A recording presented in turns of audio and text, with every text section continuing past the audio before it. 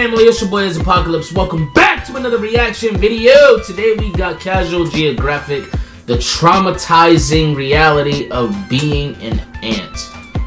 I cannot imagine. Well, mostly because I'm not an ant, but besides the point. Anyway, without further ado, let's get into it.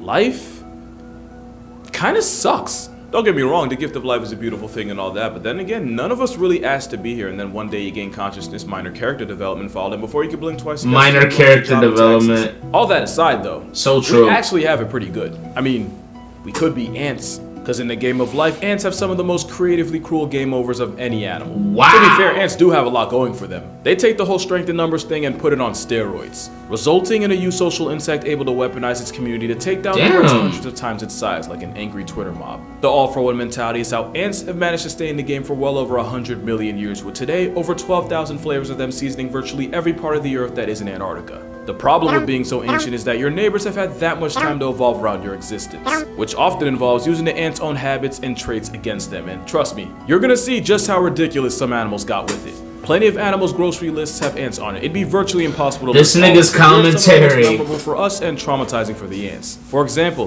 this is an ant graveyard, and most ants don't find out till it's too late. That's because the ant line is the equivalent of a Call of Duty camper that digs a funnel-shaped clearing in the sand and hides in the center of it, completely invisible to the rest of the world. All it takes is one ant to step into the death trap to get sent sliding into the center.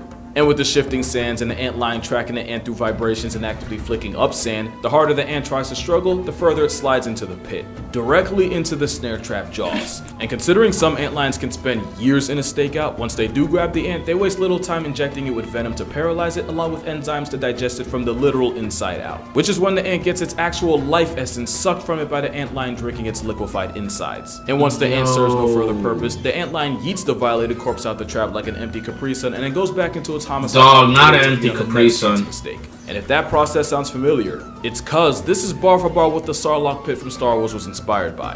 The worst part is, even if the ant manages to struggle up one side of the pit, real-life Jabba will throw up sand from the center, causing the sand to collapse, along with the meal-prepped ant with it. A camping tremor isn't the ant. This looks like a mini game on Mario Party. I'm not gonna lie. That also murks anything ant for a living. Like the ant line, that involves administering tissue-melting toxins and then slurping the life out of it. But they don't just toss out the used and abused ant carcass when they're done. The nymph gathers the soul-evacuated bodies of its victims and then wears it like a jacket. This corpse coat helps the assassin bug carry on its ant onslaught while camouflaging it so it too doesn't get put on a t-shirt. This is the first example of what I said about animals using the ant's habits against them. The spiders that the nymph normally would have to worry about also don't want smoke with an angry ant mafia. So scientists believe that cosplaying as an ant army keeps the underage assassin bug alive long enough to reach its adult form, when they don't need a carcass scarf to survive. But it also means that an ant's entire existence can really come down to being a part of some assassin's ensemble. I only listed 2. It gets so much worse. 4.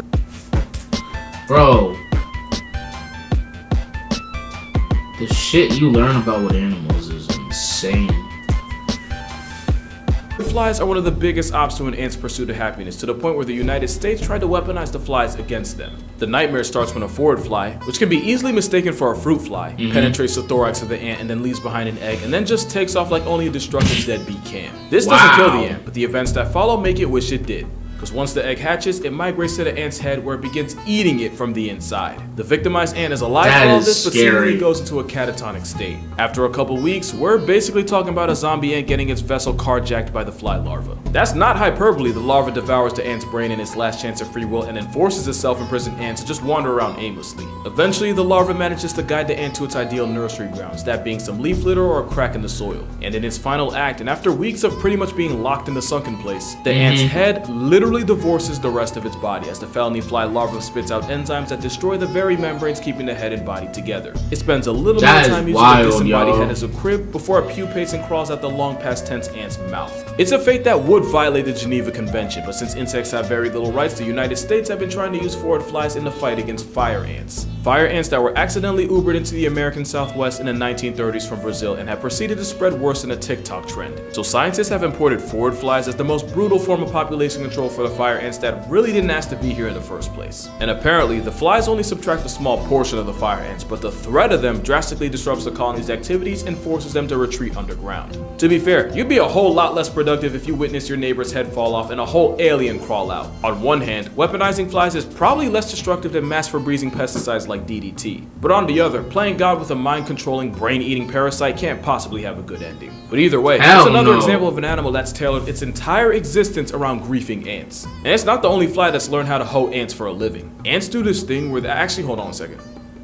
Okay, we're good. Ants often do this thing where they'll feed another ant by regurgitating into the mouth of the receiver. Oh yeah, it's nasty, but not only are they sharing food, but ants like carpenter ants transfer proteins to help boost disease resistance and overall colony immunity. Enter the flies. One species of South African fly figured out the signal one ant will use on its donor to initiate the food transfer. So the flies come in and use the signal touching the mouth region of the ant to force it to give up its food. And as smart as they allegedly are, the ants aren't smart enough to realize they're getting fleeced out of food by a fly, which is probably how they got the nickname the ant-mugging fly. Like I said, hundreds of millions of years, a lot of times they're to study your playbook and use it against you. Because when ants aren't getting trapdoored by ant lions, finessed by flies, or turned into a light flex by an assassin, ants are often victims of the most complex manipulation in the entire animal kingdom. One example is how this entire butterfly's existence depends solely on deceiving ants. The Alcon blue butterfly has no weapons, no venom, no armor at all. But what they do have are pheromones that are almost identical to that produced by ant larvae. So when the caterpillar airdrops itself down to the forest floor, it's almost immediately taken in by a colony of ants. By mimicking the ant equivalent of a new baby smell, the caterpillar manages to get VIP treatment from the same ants that could turn it into coffin stuffing. The ants carry it into their nest where they feed the caterpillar like one of their own. To the point where if there's ever a food shortage, the intruder manages to savvy its way into getting priority over their actual young. Especially since the caterpillar is able to mimic the sound the ant queen makes in order to get more attention.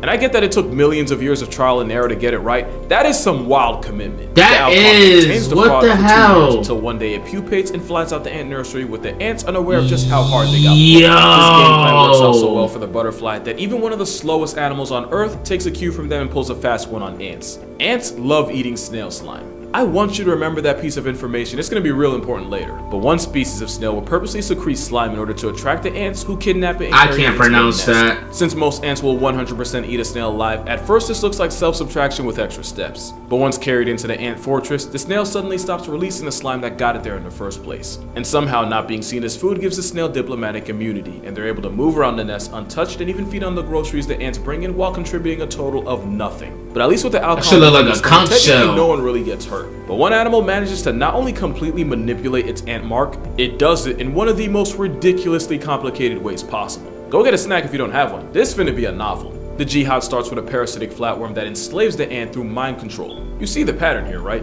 Completely against its will, the ant is forced by the flatworm shacking up in its brain to climb up a flower or stem and clamp its jaws around the tip of the stem, where it can wait for up to 2 months. Wait for what exactly? Basically for an animal that eats grass to come in and take the zombie ant with it. End of the road for the ant, but the parasite manages to make its way into the liver of its new host, which is probably why the flatworm is called the liver fluke.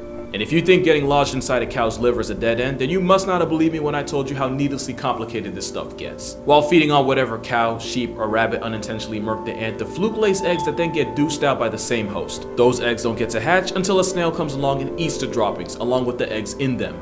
And it's while getting taxied by host number 3 that the eggs hatch and proceed to irritate the snail to the point where they get ejected along with a good amount of snail slime. You remember what I said about snail snot and who likes to eat it? And it's once an ant feeds on the contaminated, parasite-loaded goop that this vicious cycle restarts itself. Pretty much the liver fluke's life cycle looks more like a Family Guy cutaway. But instead of Meg, the biggest casualty in all of this is an ant that thought it scored an easy meal and instead for that an easy lick. And I know what you're thinking, and yes, there's a fungus that does the exact same thing. Ants live through The Last of Us firsthand when a cordyceps fungus infects an ant, robs it of its life choices, and then forces its new vessel to climb up high enough until it makes it clamp its vice grip jaws around a stem, and then it just stands there waiting for the sweet release of perma-sleep. And once the ant becomes a was, its withered body becomes ground zero as the fungus proceeds to explode out of it, with the fruiting body growing out of the decommissioned ant's head. And from there, it spits out spores in order to continue the cycle of completely desecrating the ant's way of life. So as you can see, there are many obstacles to an ant's very existence. Taxes don't seem too bad now, huh? But by far the biggest threat to ant survival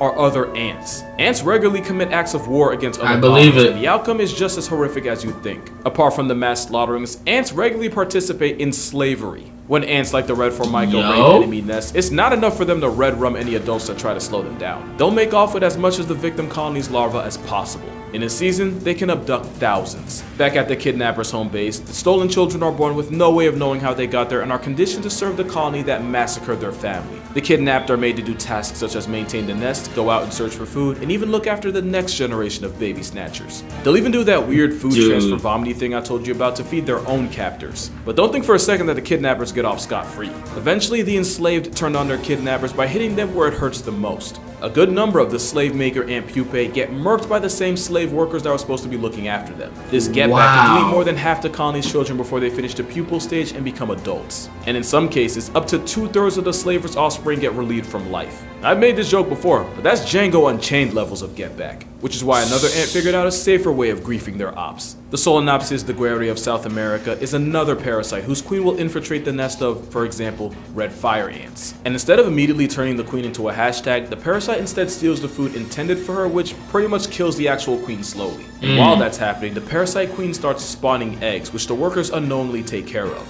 And once her children are developed and ready, they fly off like a virus to infect even more colonies. The Solenopsis is such a menace that, just like with forward flies, this parasite has been used to nerf the red fire ants that have become invasive in some places. And at this point, it's pretty clear that the ant's entire purpose is to serve the colony and by extension the queen. This means that some ants have essentially sold their souls for the ant kingdom's best interests. Soldier ants are so geared for war and nothing else that they physically can't feed themselves, and without worker ants to mama bird them, they'd starve. The cephalotes spent evolution points on a head wide enough to block entrances to their nest from intruders. Pretty dope until you realize their entire life's purpose comes down to just being a living door. All this to protect the queen who would 100% throw her colony under the bus if it benefits her. That's not speaking hypothetically either. Queen ants have been known to backdoor their own colony. Many ant colonies have more than one queen, which on paper should be a good thing since more queens means more workers means better chance for the colony to prosper. The problem is the small but very real chance that the workers turn on the extra queens and take them out of power. Permanently. Queen ants seem to know this, so sometimes they'll try to be slick and purposely produce less eggs so that they can save their energy fighting off any disobedient subordinates if it ever gets to that point. The caveat is producing less eggs and therefore less workers actually hurts the colony overall, even if it helps the one queen. The problem is the workers know it, and they can sense how fertile a queen is based on chemicals. So if the worker ants suspect that one of the queens is holding out on them, that's what I'm saying, man. The shit you learn about these different animals is insane. But become too much of a team player with other queens in power, and the queen ant becomes completely defenseless in the case of a mutiny, since the process of making so many eggs means she doesn't have any energy left to defend herself. But no ant pays a higher price for being a team player than a species found in Southeast Asia. These ants... Dude, this guy, man, it's like a combination in his commentary between educational and quips. It's just awesome. Ants don't have huge mandibles or stingers, but when their colony is under attack, then you see exactly why they were named Calabopsis explodens. They have huge glands under their abdomen, and as a last resort, they'll force the glands to burst and cause themselves to explode. This act of self-subtraction coats the enemy in this toxic, sticky, glue-like gunk that traps the attackers while also poisoning them. The ants kamikaze themselves, but they do it for the good of the colony. And this isn't even the only way ants will voluntarily cross themselves off the census. There's a species of Brazilian ant that'll seal the entrance to their nest every night to keep possible threats out. The problem is, they use actual living ants to close the entrance from the outside. And with no way to get back in, a few brave worker ants spend the night outside the safety of the nest, and become past tense by the time the nest is opened again in the morning. But at least when these ants sign their own obituary, it's by choice and for a purpose. There is no choice or purpose to what's happening here. Two things to know about army ants. Number one, they're nomads. They don't make a permanent settled down nest and are constantly on the move. Number two is that army ants are essentially pheromones to get around. An ant mill like this happens when a small party of ants gets separated from the rest of the foraging group, and while lost they begin to start following each other. And with no way of knowing they're going in an endless circle, you see exactly why this has been called the death spiral. They just keep going until they eventually pass tense to pure exhaustion, and not all ant mills are this small. One of the first death spirals ever seen was about 1,200 feet across. For the non-Americans, that's about 365 meters, and for the Americans with no concept of distance, that's more than 3 football fields, and apparently it took each ant 2.5 hours just to complete one lap. And out of all the disturbing ways ants ants get logged out Bruh, of life. imagine This just might be the being a worst tiny one. animal Mindlessly marching going in a circle, in blindly circles following the like guy that behind you until you're the number like eventually past gets called. tense. Yeah, it's the worst one because for some people, it's the most relatable. And Not the way that's for gonna do me. it for this video. Make sure you go outside and do something you wouldn't normally do. Break out of the rut any chance you can. Because the thing about a death spiral is, you may not realize you're in it until it's too late. See you on the next one. That was a bar. That was a bar he just did at the end. Dude, this was just like, okay, ants. I can see now why he titled this the way he titled it. They really do have a traumatizing reality. Like the way he broke everything down. Yo. Yo. Okay. My brain hurts now. But anyways, y'all leave a like if you enjoyed this reaction. Comment below what you thought about this reaction. And I'll see you next time.